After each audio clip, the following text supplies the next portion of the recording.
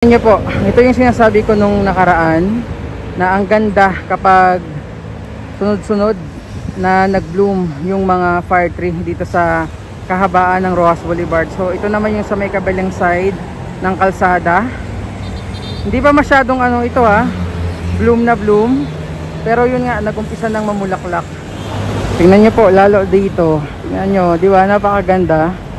Kung yung kahabaan ng Roxas Boulevard ay napapaligiran nitong mga ganitong klaseng puno, no, mga fire tree.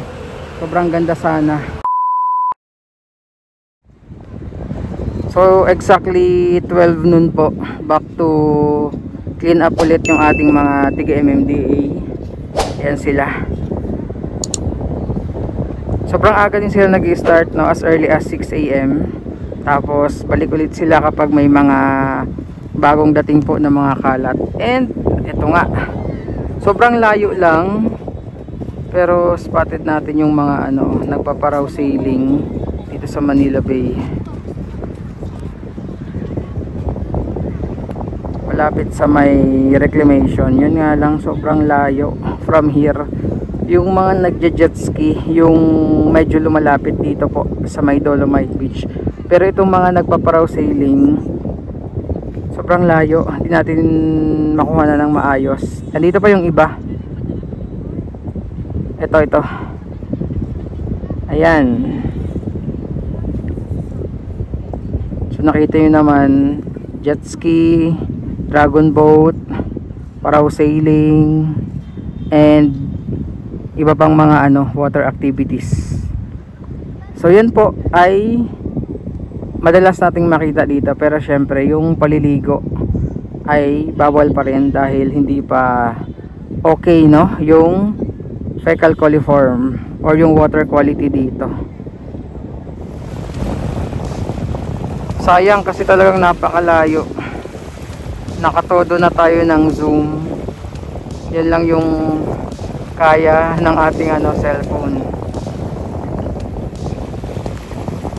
So yan yung nagaganap ngayon na paraw sailing po dito sa Manila Bay, sa harap ng Dolomite Beach ngayong Wednesday morning po. Ang ganda siguro kung makukulay yung pinaka niya, layag. Ayan, kulay, madalas talaga yan mga kulay puti, tapos meron ding ilang kulay pula. Andito yung iba po, sobrang layo lang talaga. Oops, muntik pa matumba yung isa.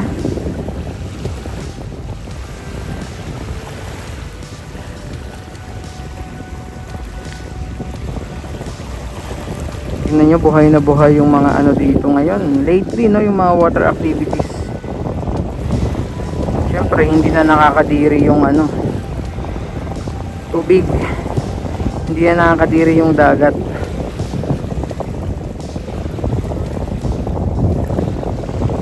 Diba? Hindi na talaga nakakadiri yung dagat dito sa Manila Bay Walk area. Kasi tingnan nyo naman, yung dating amoy burak, napakaitim, malangis na dagat. Akalain mo, luminaw. And wala na rin lumulutang ng mga diaper, dumi ng tao, hindi na amoy ng tao, gaya nung unang taon na pag-update natin dito, no, 2019. At maliban doon, kita nyo naman yan, yung mga isda. Ayan, may mga isda pa. Hindi lang isda, hipon, alimasag, tahong. Pero parang kumonti yung dito, yung tahong, simula nung inalis yung trash boom dito, no? Yung mahabang trash boom nilagay dito, parang wala na gaanong tahong dahil doon sila madalas nakakapit. Mas dumami yung tahong nung time na yon. Kita nyo, di ba? Hindi na talaga nakakadiri yung dagat. Sila mismo lumulusong sa dagat. Tingnan nyo po. Oh, di ba? Yung iba nga, kulang na lang mag-dive, maligo dito. ligong-ligo na sila. Yun nga lang, hanggang ngayon po bawal pa rin yung paliligo. So nakita niyo yan, may mga lumulusong na, daming mga yamang dagat. And eto nga, mga water activities dito. So patunay lamang yan na unti-unti na pong bumabalik yung sigla. Actually bumalik na, no? And palakasin pa natin ng husto. Kumbaga parang naka-recover na sa malubhang karamdaman or sakit yung ating Manila Baywalk. Diba?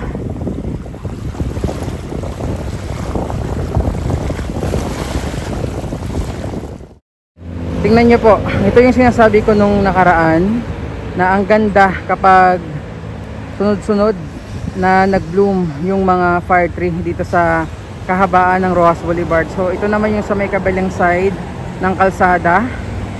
Hindi pa masyadong ano ito bloom na bloom, pero yun nga, nag-umpisa ng mamulaklak.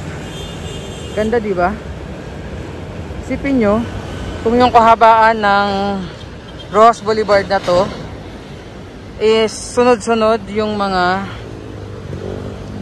fire tree. Diba? Ang ganda sana. Ayan, no?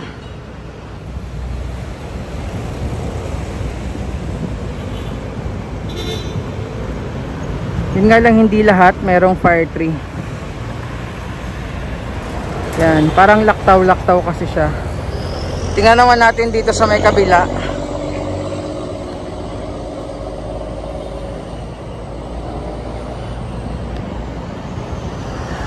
Yan, tingnan nyo po. Ganda ng fire tree.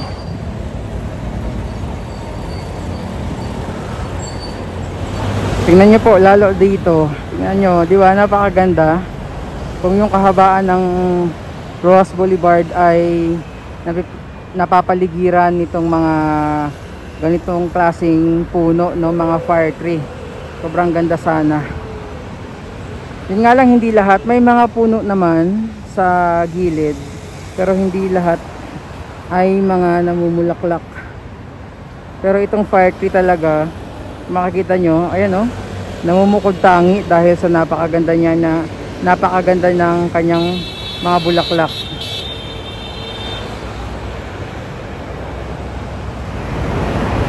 Closer look dito sa may kabilang side. Ayan, mga puno ng fire tree na unti-unti nang namumulaklak. Napakaganda. Kahit sana dun sa Center Island, kung may mga flowering trees din sana dyan, gaya nitong fire tree.